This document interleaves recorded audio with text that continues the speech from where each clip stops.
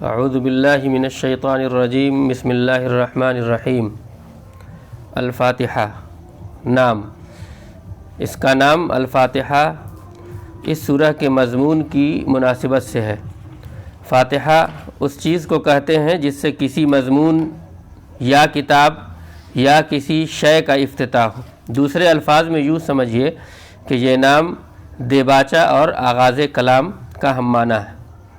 زمانہ نزول، یہ نبوت محمدی صلی اللہ علیہ وسلم کے بالکل ابتدائی زمانہ کی صورت ہے، بلکہ معتبر روایات سے معلوم ہوتا ہے کہ سب سے پہلی مکمل صورت جو محمد صلی اللہ علیہ وسلم پر نازل ہوئی اتری وہ یہی صورت ہے۔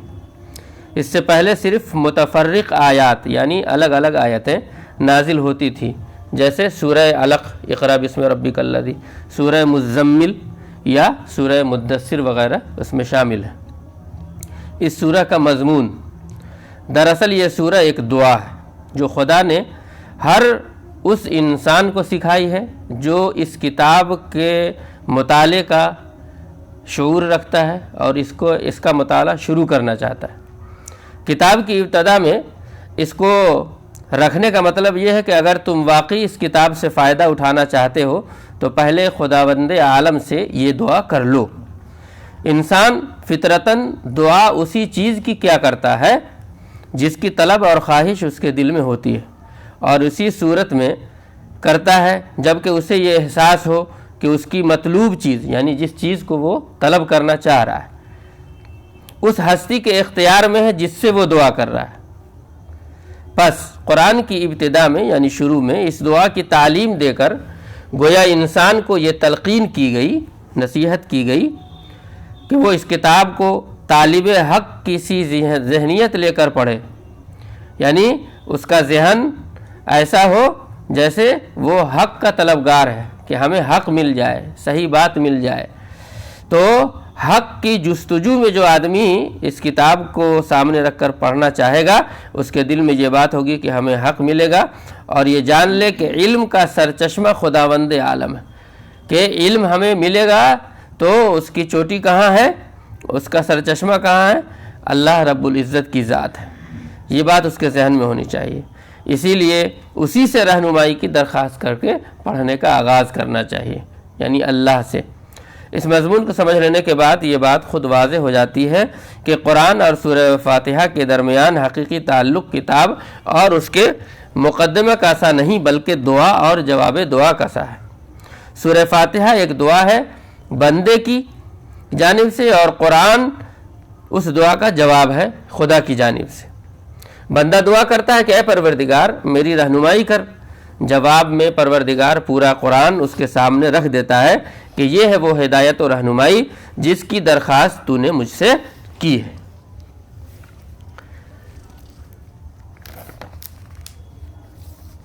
بسم اللہ الرحمن الرحیم، اللہ کے نام سے جو بے انتہا مہربان اور رحم فرمانے والا ہے۔ الحمدللہ، تعریف اللہ ہی کے لیے ہے، رب العالمین جو تمام کائنات کا رب ہے۔ الرحمن الرحیم، نہایت مہربان اور رحم فرمانے والا ہے۔ مالکی یوم الدین، روز جزا کا مالک ہے۔ ایاک نعبد و ایاک نستعین، ہم تیری ہی عبادت کرتے ہیں اور تجھی سے مدد مانگتے ہیں۔ اہدنا الصراط المستقیم، ہمیں سیدھا راستہ دکھا۔ صراط الذین انعمت علیہم، ان لوگوں کا راستہ جن پر تو نے انعام فرمایا۔ غیر المغضوب، جو معتوب نہیں ہوئے، علیہم ولا الضالین، اور جو بھٹکے ہوئے بھی نہیں ہیں۔ یہ سورہ کا ترجمہ ہے۔ اس سورہ کا جو اگلی سورہ آ رہی ہے سورہ بقرہ، اس سے کیا تعلق ہے؟ پورے قرآن سے اس سورہ کا جو تعلق ہے یعنی سورہ فاتحہ کا، اوپر کی بحث سے اچھی طرح واضح ہو چکا ہے۔ اب ہم اس کا تعلق بعد کی سورہ یعنی سورہ بقرہ سے واضح کرنا چاہتے ہیں۔ سورہ فاتحہ کے آخری حصے اور سورہ بقرہ کی پہلی آیت پر غور کرنے سے معلوم ہوتا ہے کہ ان دونوں سورتوں میں وہی تعلق ہے جو ایک دعا اور اس کے جواب یا ایک دعا اور اس کے اثر اور اس کی قبولیت میں ہوتا ہے۔ سورہ فاتحہ کا خاتمہ ان الفاظ پر ہوا ہے، اہدنا الصراط المستقیم صراط الذین انعمت علیہم غیر المغضوب علیہم ولا الضالین، کہ ہمیں سیدھا راستہ کی ہدایت دے، ان لوگوں کے راستہ کی جن پر تو نے انعام کیا، جو نہ مغضوب ہوئے اور نہ گمراہ۔ اس کے مان بعد یعنی جسٹ بعد سورہ بقرہ اس طرح شروع ہوتی ہے، الف لام میم ذالک الکتاب لا ریب فیہ ھدی للمتقین۔ الف لام میم، یہ کتاب الہی ہے، اس کے کتاب الہی ہونے میں کوئی شبہ نہیں ہے، کوئی شک نہیں ہے، یہ خدا ترسوں کے لیے ہدایت بن کر نازل ہوئی ہے۔ گویا سورہ فاتحہ میں جس آسمانی ہدایت و رہنمائی کے لیے دعا کی گئی تھی، سورہ بقرہ میں وہ ہدایت سامنے آ گئی۔ ایک صاحب ذوق جب دعا کے فوراً بعد اس کے اس اثر اور نتیجے کو سامنے موجود دیکھتا ہے تو اس کی روح خدا کے شکر کے جذبے سے سرشار ہو جاتی ہے۔ علاوہ ازیں ایک اور پہلو بھی سامنے رکھنا چاہیے، وہ یہ کہ سورہ فاتحہ میں منعم علیہم گروہ کے راستہ کی رہنمائی کے ساتھ ساتھ مغضوب اور گمراہ گروہوں کے طریقوں سے بچانے کی بھی دعا ہے۔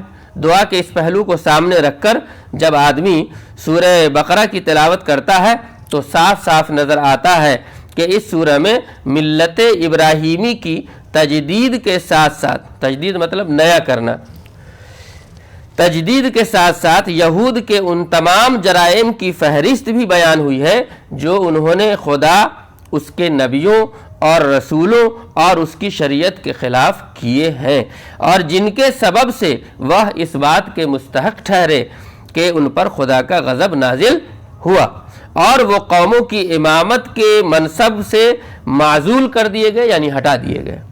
گویا سورہ فاتحہ میں جس انعام یافتہ اور اس کے بالمقابل جس مغضوب گروہ کی طرف ایک اجمالی اشارہ تھا، سورہ بقرہ میں ان دونوں گروہوں کے متعلق پوری تفصیل سامنے آ گئی اور واضح ہو گیا کہ کن کی پیروی کرنی چاہیے اور کن کے طریقوں سے بچنا چاہیے۔ بالکل یہی صورت سورہ آل عمران کی ہے۔ سورہ بقرہ کے بعد سورہ جو آ رہی ہے وہ سورہ آل عمران ہے۔ بقرہ میں جس طرح یہود کی شرارتوں کی تفصیل ہے، اسی طرح آل عمران میں نصارہ کی بدعتوں اور ان کی گمراہیوں کی تردید کی گئی ہے، نصارہ عیسائی، اور ساتھ ہی اس میں اس اسلام کی صحیح تصویر پیش کی گئی ہے جس کی دعوت حضرت ابراہیم علیہ السلام اور دوسرے انبیاء کرام بالخصوص حضرت مسیح علیہ السلام، عیسیٰ علیہ السلام نے دی ہے۔ سورہ فاتحہ کے بعد ترتیب قرآن میں انہی دو بڑی صورتوں کا جگہ پانا اس بات کا واضح قرینہ ہے کہ یہ بعد کی دونوں صورتیں سورہ فاتحہ کی دعا کی مقبولیت اور اس کے آخری حصے کے اجمالات کی شرح ہیں۔ وما علینا الا البلاغ۔